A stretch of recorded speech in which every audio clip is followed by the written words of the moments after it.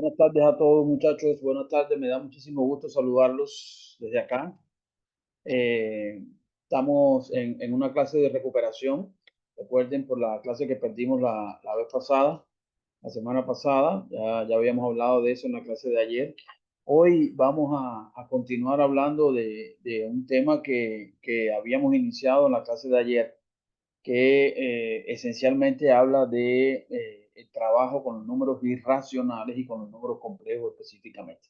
Ya habíamos visto en una clase anterior, en esa propia clase, bueno, digamos la poca representación que tienen estos dos conjuntos numéricos en los textos y en los programas de las asignaturas por ahí, ¿verdad? Yo creo que incluso me atrevería a decir que a veces los números complejos pues tienen un poquito de mayor representación en los programas de asignatura que no los números irracionales. Pero como nosotros nos estamos formando como un máster en didáctica de la matemática, pues tenemos que dominar estos aspectos. ¿Qué va a pasar en la clase de hoy? Bueno, vamos a hablar en primer lugar a grandes rasgos de lo que se trata del número complejo.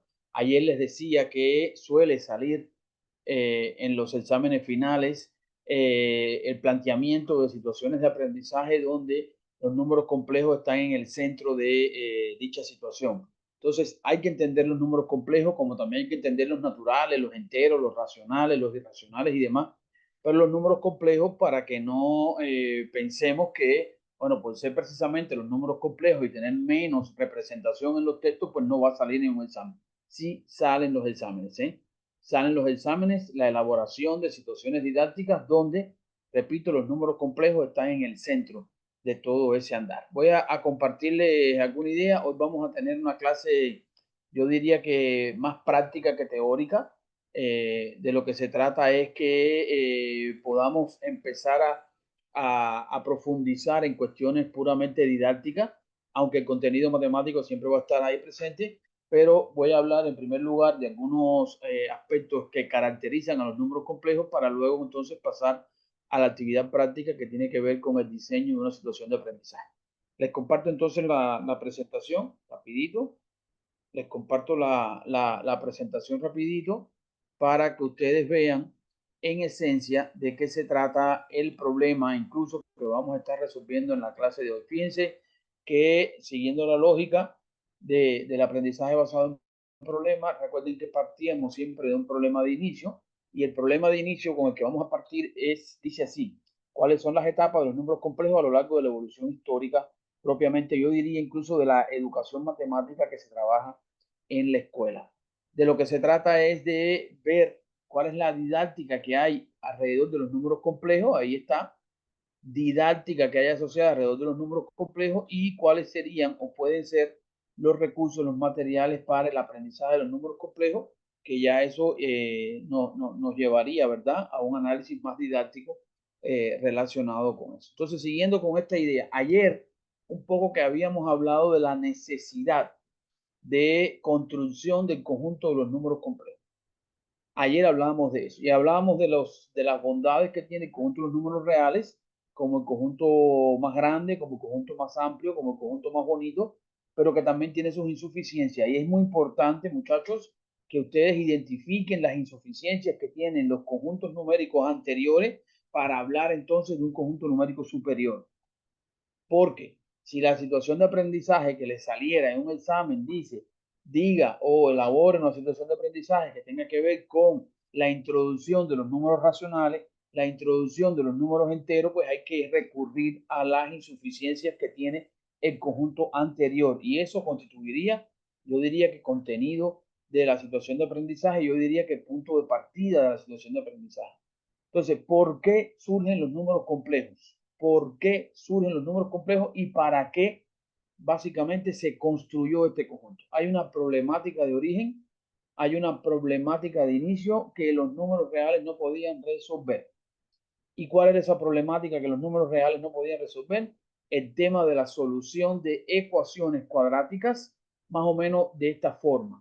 La ecuación cuadrática que tiene esta forma, no sé, una variable elevada al cuadrado igual a un número negativo, ya esto nos conducía a una, digamos, a una solución que escapaba de las bondades que tenían los números complejos. Dicho de otra manera, sabemos que la solución de esta ecuación es, bueno, para despejar la x, que es el significado de resolver una ecuación, pues esto se traducía en que se le hallaba raíz cuadrada a ambos miembros como transformación equivalente y nos quedaba entonces la ecuación x igual a raíz cuadrada de menos 1. Cuando nosotros veíamos esa situación, x igual a raíz cuadrada de menos 1, evidentemente esa solución ya no se encontraba en el conjunto de los números reales. Por tanto, los números reales no son tan bondadosos, o digámoslo de otra manera, sí son bondadosos, pero no podían resolver todos los problemas. Y este es el problema que originó y constituyó la necesidad de ampliación del conjunto de los números reales hacia un nuevo conjunto numérico, que en este caso, para resolver esta situación, pues la idea, como era una raíz cuadrada, pues la idea era entonces que convertir todo lo que estaba dentro de el símbolo de raíz, convertirlo en positivo. Y para eso entonces se introduce la unidad imaginaria y una unidad imaginaria cuya condición era que ella elevada al cuadrado nos daba como resultado menos 1. De modo que si nosotros queríamos hallar la raíz cuadrada de menos 1, ese menos 1 lo expresábamos como i cuadrado por 1 y eso nos daba como resultado entonces más menos raíz de i. Esto evidentemente revolucionó la historia de la matemática, revolucionó todas las conceptualizaciones matemáticas que existían hasta la fecha, pero resolvía de alguna manera la problemática de la raíz cuadrada de un número negativo. Repito, la problemática de origen era la introducción del número de la problemática de origen era la solución a las ecuaciones del tipo x cuadrado igual a menos 1 o la raíz cuadrada, el cálculo de la raíz cuadrada de un número negativo. Raíz cuadrada, que también se traduce a raíz de índice par. Todas las raíces que tienen índice par, dígase 2, 4, 6, 8, 10, 12, 14, el índice del radical, lo que está dentro de la raíz no puede ser negativo, porque de lo contrario ya ese resultado de calcular la raíz ya no pertenece al conjunto de los números reales. Y esa era la insuficiencia que tuvieron los reales y cómo lo resolvieron, introduciendo la raíz, introduciendo una unidad imaginaria que se le llamó i, pero con la condición de que i cuadrado significaba menos 1. O sea, raíz cuadrada de menos 2 se tradujo a calcular la raíz cuadrada de i cuadrado por 2. I cuadrado, el 2 tenía raíz cuadrada exacta y la i cuadrada también podríamos calcular la raíz cuadrada exacta porque es una raíz que tiene, o sea, es una expresión que tiene raíz cuadrada exacta en este caso. Entonces fue así como surgió el conjunto de los números complejos. Pero si estábamos construyendo un conjunto, pues había que definir en él todas las propiedades, había que definir en él todas las operaciones que se podían calcular con los otros tipos de números. Y entonces fue así que empezó a definirse la suma de números complejos, la resta de números complejos, la multiplicación de números complejos, la división de números complejos, la potenciación de números complejos, incluso la radicación de un número complejo en particular. Eso a grandes rasgos es el origen básicamente de los números complejos. En esta diapositiva que ustedes están viendo aquí van a poderse encontrar la evolución histórica que ha tenido en números complejos. Por ejemplo, tuvo digamos, una primera evolución que se le llamó algebraica, luego analítica que hablaba del significado de hallar la raíz cuadrada de un número negativo, luego la geométrica cuando ya ese número complejo fue representado como, digamos, un par ordenado, donde la primera coordenada del par ordenado representaba el componente X o la parte real del número complejo y la B representaba la parte imaginaria o la parte, bueno, que estaba en este caso combinada con la I, ¿verdad? Y que se representaba en un par ordenado y que ese par ordenado podía representarlo yo en un plano ordenado en particular. Y ya después entonces vino la etapa de formalización donde todo lo desarrollado, donde todo lo evolucionado por los números complejos tomó forma. Y es por eso, a partir de esta etapa de formalización, que hoy podemos hablar del conjunto de los números complejos. Ustedes dirán, bueno, pero mi libro de matemáticas no trabaja esto así. Mi libro de matemáticas básicamente lo que hace es mencionarlo. Mi libro de matemáticas lo que hace es tocarlo muy sutilmente. Repito, nos estamos formando como máster en didáctica de la matemática y tenemos que conocer la historia de la matemática para poder entender los procesos que hoy les explicamos a nuestros estudiantes. ¿Ya? Dicho esto, entonces, bueno, un poco que haciendo historia, de igual manera, recuerden que el problema que estamos pretendiendo resolver el día de hoy es un problema, yo diría que puramente histórico, porque habla de la evolución histórica que tuvieron los números complejos. Bueno, pues a los griegos como Herón de Alejandría, a Cárdano, a Descartes, a Caspar y demás, es a lo que se les atribuye básicamente la evolución histórica que tuvieron los números complejos en el tiempo. El desarrollo y la evolución histórica que tuvieron los números complejos en el tiempo. Ya, ¿dónde quiero detenerme yo? Bueno, otra forma de escribir el resultado más importante asociado a la teoría del número complejo que yo diría la aplicación más importante que tienen los números complejos es la manera de definir el teorema fundamental del álgebra desde la perspectiva precisamente de la aparición de los números complejos. Sabemos que el teorema fundamental del álgebra es un potente teorema y no estamos hablando de álgebra todavía, vamos a tener varias clases para hablar de álgebra, pero el teorema fundamental del álgebra habla de un potente teorema que tiene que ver con la solución y la cantidad de soluciones que tienen las ecuaciones algebraicas. Dice el teorema, escrito de alguna manera, porque hay muchas maneras de escribir. Todo polinomio de grado n, donde n es mayor o igual que 1, tiene exactamente n raíces complejas, contando las multiplicidades, o sea, contando las repetidas. Y vean la utilidad que tienen los números complejos para escribir un teorema tan importante como es el teorema fundamental del álgebra. Repito, teorema fundamental del álgebra, quizás en las clases de álgebra vamos a estar hablando un poquito más de él. Es esencial, o sea, para aprender álgebra hay que saber el teorema fundamental del álgebra, básicamente, que repito, habla, entre otras cosas, de la cantidad de soluciones que tiene una ecuación polinómica. Ese es el teorema fundamental del álgebra. ¿Qué significa esto? Que un polinomio de segundo grado, por ejemplo, como una ecuación cuadrática, el polinomio, ya saben, para que sea ecuación tiene que tener un signo igual y además tener alguna expresión en el otro término, en el otro miembro de la igualdad, tendrá exactamente dos raíces como máximo. Eso dice el teorema fundamental de la álgebra. Una ecuación de segundo grado tiene como máximo dos soluciones. Esas dos soluciones pueden ser reales o pueden ser imaginarias. Tiene como máximo, pero eso no significa que siempre tenga dos. Significa que a veces puede tener una o significa incluso que no puede tener ninguna en el conjunto de los números reales y que tiene que ver con el valor del discriminante. Nada, es una, repito, una solución, una aplicación que tiene el conjunto de los números complejos y cómo se aplica o cómo puedo estarlo yo utilizando en las clases de matemáticas que explico. Es importante saber el origen y evolución de los números complejos, los problemas que resolvió, las insuficiencias que tenían los reales, que dio origen al surgimiento de los números complejos. Importante saber operar con ellos. Los números complejos siempre tienen una forma genérica que se escribe en la literatura, que puede ser escrita como par ordenado, pero también puede ser escrito en su forma binómica, como también aparece por ahí en los textos, que es la forma A más B, I, siendo A y B números, en este caso, reales, específicamente. Por ejemplo, suele llamársele como el valor Z al número complejo. Este que ustedes están viendo aquí es un número complejo representado donde el 1 representa la parte real y el 2 representa la parte imaginaria dentro del número complejo. Este otro que está aquí, que es el Z2, también es un número complejo donde 2 representa la parte real y menos 1 representa la parte imaginaria. Muy importante para identificar la parte imaginaria, considerar los signos. O sea que si aquí hay un menos, el menos 1 que acompaña la I sería la parte imaginaria. Aquí hay un más, pues el 2 es la parte imaginaria. Esto es muy importante cuando de operaciones con los números complejos se trata.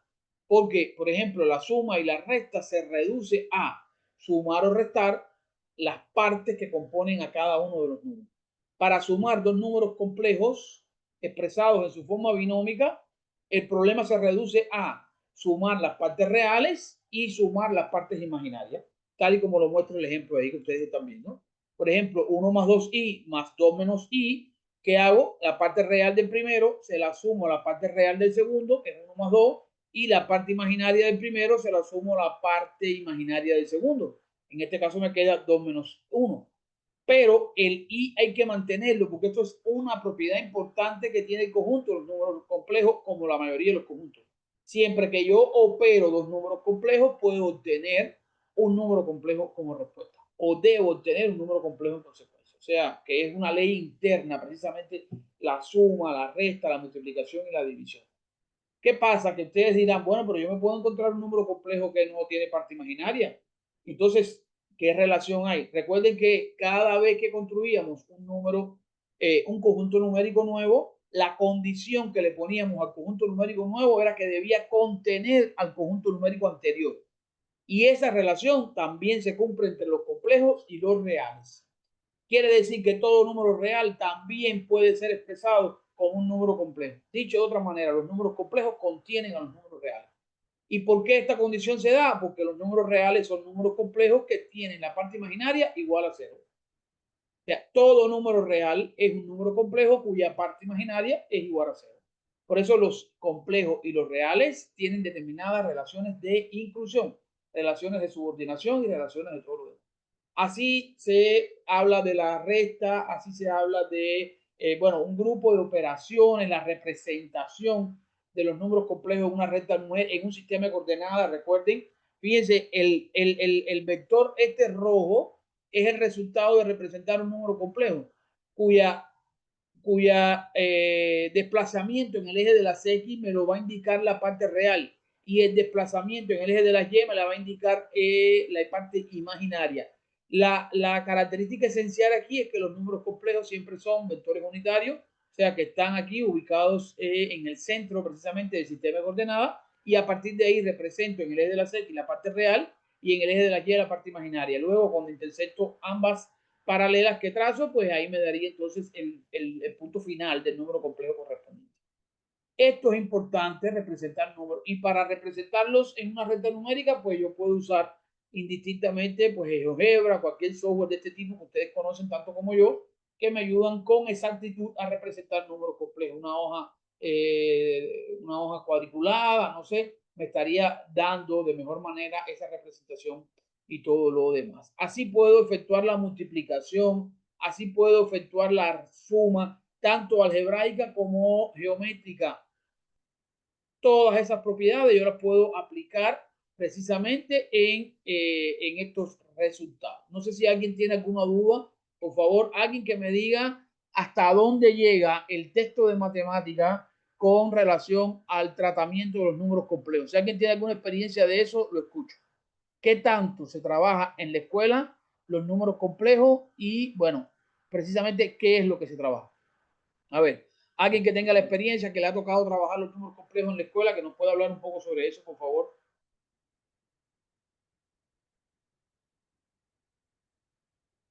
Alguien que nos pueda hablar un poco sobre eso. ¿A nadie le ha tocado trabajar los números complejos? Profe, Sí, A yo he ver, trabajado con los Mariana. números complejos, sí, y lo que se ve es la definición, representación gráfica, las potencias de la unidad imaginaria, Ajá. la representación trigonométrica del número complejo, Ajá, la representación como trigonométrica, así mismo vector, es muy importante, donde aparece el módulo del número complejo y aparece el ángulo precisamente. paso de la forma binómica a la trigonométrica y viceversa, Uh-huh. operaciones con números complejos dados en la forma trigonométrica Muy y en la bien, forma binómica también, ¿sí? Eso. muy bien, muy bien, Dolores, muy bien.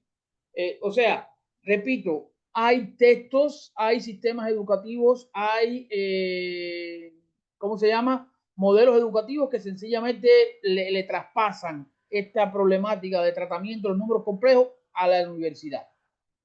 A la universidad. Ustedes se están formando en un máster en didáctica de la matemática, por tanto, tienen que saber que existe en primer lugar, cuál es su necesidad de origen, por qué fue que surgieron, qué problema resolvió básicamente y en aprender a diseñar unidades didácticas, o sea, a diseñar situaciones de aprendizaje, situaciones de enseñanza, donde el número complejo sea la esencia. Entonces, para este segundo momento, ¿qué voy a hacer? Los voy a dividir en partes, así en grupos pequeños, y vamos a hacer un ejercicio similar a que hicimos la vez pasada. En cada equipo que van a trabajar ahora, yo quiero que elaboren una situación de aula donde el contenido sea,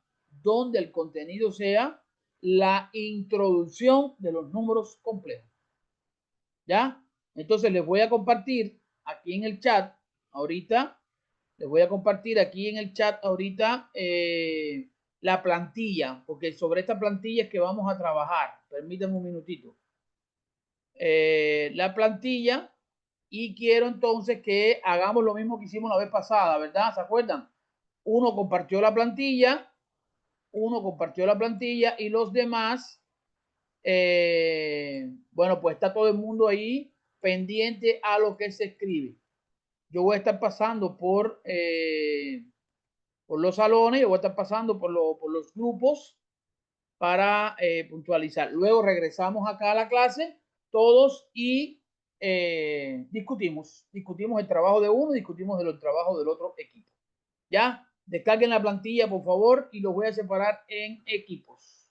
Sala en pequeños grupos, crear 2 salas y ahí les va a llegar la notificación. Ahí les va a llegar la notificación. Se van moviendo por las salas, por favor.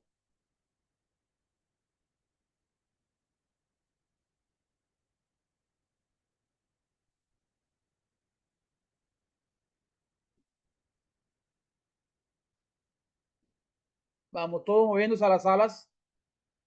Todos moviéndose a las salas.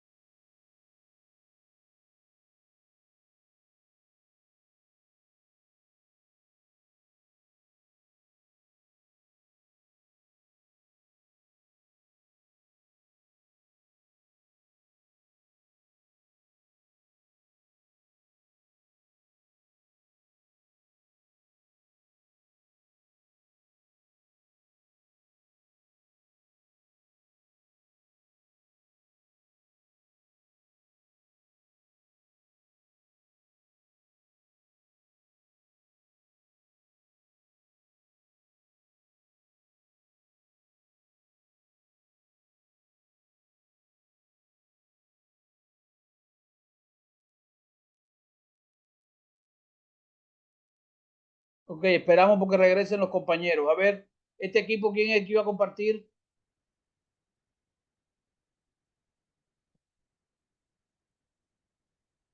Yo voy a compartir, profe. Vamos, Luis, Luis. Luis, ajá.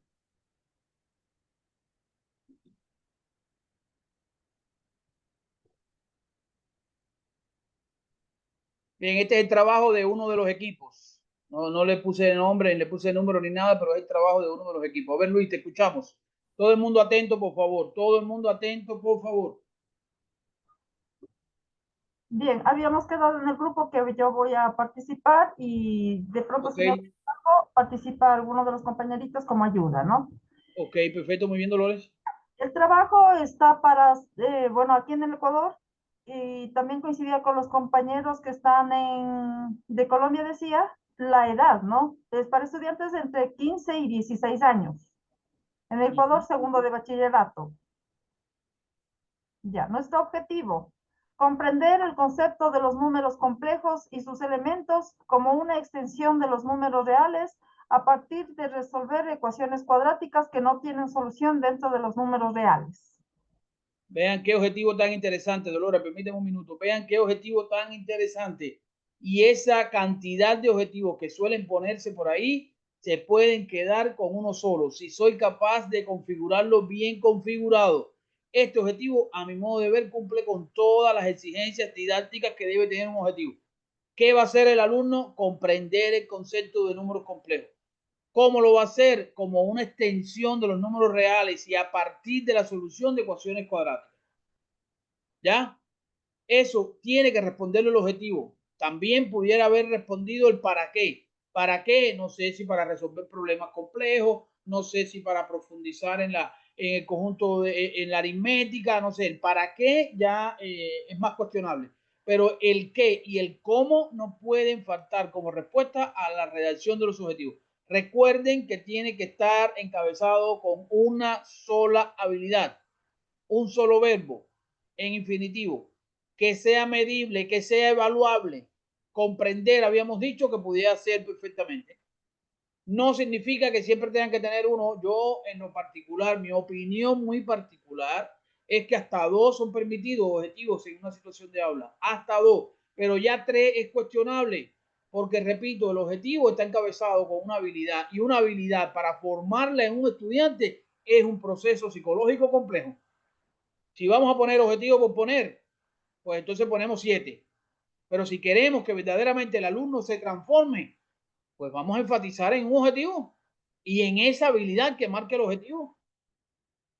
¿Me explico? O sea, un poco que estamos rompiendo con el esquema que se ventilan por ahí en algunos sistemas educativos, que yo sé que por ahí se habla que tienen que tener 3, 4, 5 objetivos de una actividad. Y eso para mí es descabellado, por la simple razón de que cada objetivo es portador de una habilidad y formar una habilidad en una persona, en un niño, en un adolescente, es un proceso psicológico complejo. Esa es la razón fundamental y es discutible en todas partes. Sigue, estimada Dolores. Dentro de los contenidos tenemos relaciones entre los números reales y los números complejos, definición de un número complejo, elementos de un número complejo y formas de representación de los números complejos. Los recursos que vamos a utilizar son el plano de Argand. Vamos a hacerlo a través de diapositivas y utilizando un libro de texto guía. La actividad. Vamos a iniciar la clase analizando las expresiones cuadráticas que no tienen solución dentro de los números reales, como por ejemplo x cuadrado más 1 es igual a 0. Una vez visto que esto no tiene solución dentro de los reales, vamos a introducir lo que es la definición de la unidad imaginaria. La multiplicación por d raíz de menos 1, el menos 1 al cuadrado y lo que sería la unidad imaginaria. De conocer las partes de un número complejo, ahí va la parte real, la parte imaginaria. Representar números complejos en sus distintas formas, como par ordenado, su representación gráfica, su representación como un binomio, en la forma binómica, su representación en la forma trigonométrica. Y vamos a hacer actividades a representar los números complejos en el plano Tergan. La evaluación. Vamos a evaluar la participación en clase, las actividades hechas en clase, mediante la aplicación de preguntas orales y escritas. Por ejemplo, les decíamos en el grupo, ¿no? Preguntar indistintamente en forma democrática a los estudiantes, por decir, Luis Arturo, ¿qué entendiste por número complejo? A otro estudiante le preguntaríamos cuáles son las partes del número complejo. Y así, haciéndoles también representar los números complejos en la pizarra, transformar de una forma a otra. Lo que teníamos un poquito de inquietud porque queríamos introducirle la historia de los números complejos, pero en realidad ya nos faltó tiempo para saber dónde ubicarla, la historia. Estábamos Chicos. viendo dónde ponerlo en la historia. Ok. Nelcy, Dolores y los demás compañeros del salón. En el apartado de evaluación hay que decir el instrumento de evaluación y hay que aportar los indicadores que van a conformar el proceso de evaluación. Incluso la manera en que esos indicadores le aportan al proceso de evaluación, o sea, el baremo, perdón. O sea, por asistencia, la asistencia va a constituir el 10% de la evaluación del estudiante, ¿ya? Pero pudiera yo estar diferenciando en ese 10% que el que venga, el que falte a una clase ya va a tener un por ciento menos, el que falte a 2 clases va a tener, qué sé yo, hasta ese nivel de precisión hay que decir en el apartado de evaluación, porque de lo contrario seguimos sin conocer los indicadores de evaluación. Yo no digo que me tengan que aportar una rúbrica, me tengan que aportar una lista de cotejo, pero por lo menos decirme qué indicadores van a constituir criterio de evaluación. Elba. Profe, pues también estábamos diciendo que la actividad como tal era un foro en el que se plantea una situación y lo que su merced dice. Entonces se evalúa es el nivel de participación, el nivel de apropiación que tienen referente a lo que se les explicó que fue el concepto, los elementos y las representaciones. Así lo vas a colocar, pero los indicadores para evaluar en el foro, en la participación en el foro va a ser por número de participaciones, por profundidad en las participaciones, por el uso de la bibliografía, por el manejo del contenido, por, no sé, esos son los indicadores que voy a comprender y que voy a tener en cuenta en el momento de la evaluación. Si no me dices eso, con decirme el foro, está cojo eso, está flojo. Hay que decirme los indicadores. Y si me puedes decir ya el instrumento de evaluación e incluso manejarlo, el espacio que manejan en los exámenes y demás no es tan grande, pero en una tablita yo puedo poner aquí el indicador y aquí arriba entonces la calificación o la cualificación que va a tener el indicador. Con una precisión que diga que el que tenga menos de 3 participaciones, entonces ya no va a ser MB. El que tenga más de 5 participaciones, ese va a ser excelente. No sé, con un nivel de precisión de baremo, así como lo dice, que permita a la persona que va a leer su propuesta didáctica, su propuesta de intervención, que diga todo lo que necesita saber para poner en práctica su propuesta. Si solamente me dicen como criterio de evaluación que lo voy a evaluar a través de una rúbrica, eso es cero. Cero, porque ¿qué va a tener la rúbrica por dentro? ¿Cómo yo veo la relación que tiene la evaluación o el criterio de evaluación con el objetivo de la clase?